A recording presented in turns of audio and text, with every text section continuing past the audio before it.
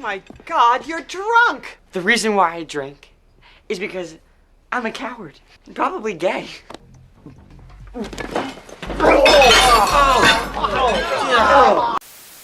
Thanksgiving episodes usually come with the built-in expectation that the characters at some point will behave. Even if the whole show is chaos, the holiday episode tends to start hot and then simmer everything down by the end into a morality message soup. We fight, we hug, we eat turkey, and then we quietly carry on with the rest of an uneventful evening. I mean, hell, that's the modern American ritual, isn't it? But Malcolm in the Middle never gave a single damn about the idealized family that other shows would often emphasize, and instead rejects such a premise from the start. And that's why their season 5 Thanksgiving episode is such a beautiful mess. It's the rare sitcom holiday episode that doesn't just avoid sentimentality, it slaps sentimentality in the face and then tries to make everything uncomfortably real in its own wacky way. For example, Reese's cooking experiment led to a lot of anxiety and infighting. Infighting that's well known by those of us with families that tend to get loud, even if Reese's actual dishes are completely unrealistic and over the top and strange. More on what that cooking experiment is in a few moments. But in this episode, everyone in the family walks into this day already stretched too thin, already annoyed at each other, already halfway through to an argument that hasn't even started yet. Thanksgiving isn't a magical day of joy where everyone magically chills, and Malcolm in the Middle understands and reflects that reality. The simple act of the day having expectations is already enough to curse the whole house, and the episode lets Thanksgiving become itself a pressure cooker for unresolved nonsense, which is familiar territory for many families. In the episode, we see Reese become a dictator in the kitchen, while Malcolm spends the majority of the episode on a side quest to a new friend's party.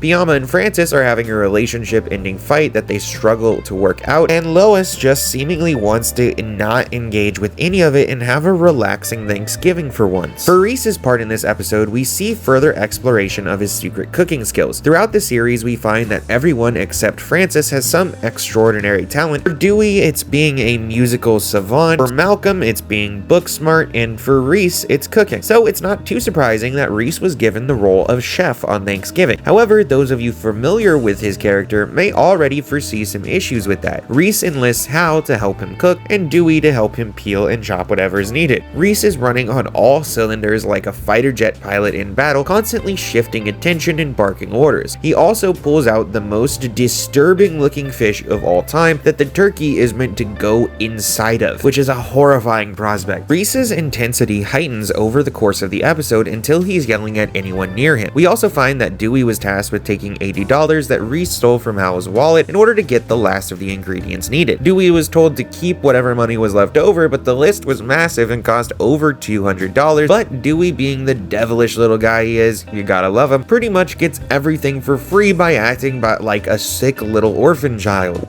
Son, these truffles are really expensive. But they told me to get truffles. I don't know why, but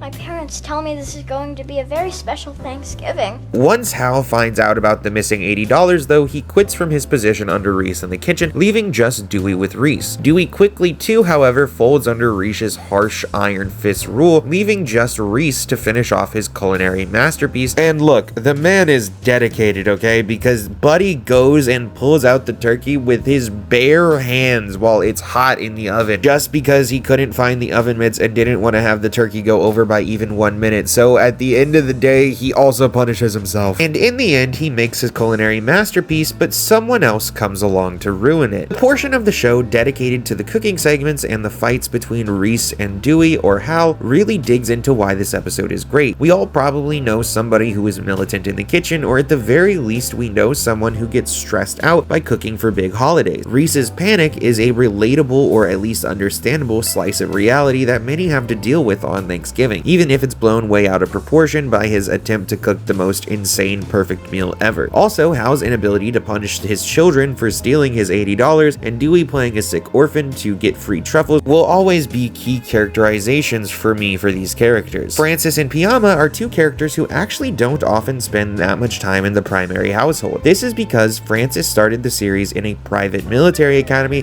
and then continued on his own side quest for the rest of the series. However, this episode is one of those rare episodes episodes where both Francis and his wife Piama arrive at the house to celebrate Thanksgiving. It's immediately discovered though that they're having a potentially relationship-ending fight, although we don't quite know over what. This plays to the joy of Lois, as she had never liked Piama. Hal tells Lois that she better not cause the relationship to break up in any way, to which Lois states she will not interfere. This is, however, until Francis comes to Lois to ask to stay with them for a while if he and Piama get divorced. Lois said he of course could, but then inquired as to what the issue was between them. This is when Francis drops an absolute bombshell and drops some crazy sexist shit.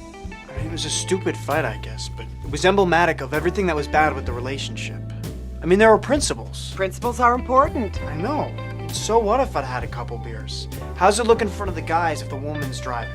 Lois, a woman mind you, of course wrings his neck once this is found out, but more to come for Lois soon. Ultimately, this segment of the episode felt even more real than the cooking segment because the fight that they're having feels much more realistic and like a real fight two people might have. Francis seems to be playing into this hyper-masculinity that turns him into a dick. Francis usually doesn't seem to mean harm, but due to his just general stupidity, he constantly makes things worse for himself, and that's a far more realistic character than the kitchen dictatorship of Reese, giving it even more of that peeking through the blinds of a normal family vibe. Lois is one of the more interesting characters in this episode because she's the only one that behaves pretty differently than she normally would. In fact, she's doing something she rarely does, sitting back and relaxing. Lois is a character who normally operates on logic, rage, and sheer will. She knows her family, she knows they'll destroy something the moment her back is turned, she knows she cannot expect maturity from children who weaponize kitchen utensils like they're growing up in a Mad Max prequel, and she knows that Hal will try to help but fail in a spectacular fashion. She knows all of this, yet she is willing to just sit back and hope that things will fall together with minimal pushback on the family. Lois clearly wants the family at the table, eating the food Reese made, looking like a unit that doesn't require tactical support to function. She, throughout the episode, pushes back occasionally on Piama and Francis, having a relationship-ending breakdown as we discussed, tries to ride the line of getting them together but not interfering too heavily. This is when Lois realizes that her best option is to use reverse psychology and tell them it was only a matter of time before they divorced. This genuinely works and stops them from an imminent divorce. Lois does flame Malcolm for wanting to leave to a party, but she never wraps herself into any of these issues so much as to ruin her day. Lois is intriguing here because while she maintains her dominant and loud personality, she for once gets to chill. She seemingly wants to have one good holiday, and honestly, that woman deserves that. She just picked the wrong family for it. Malcolm is an oddity for this episode due to the fact that he's kept completely separate from the primary family for the majority of the episode. Malcolm spends his time at a party during the episode, a party held by some new friends he met at school, including a girl that continuously teases him in a seemingly flirty manner. The party is had at a kid's house whose parents don't seemingly give a fuck, so plenty of underage drinking takes place at this party, which is bad.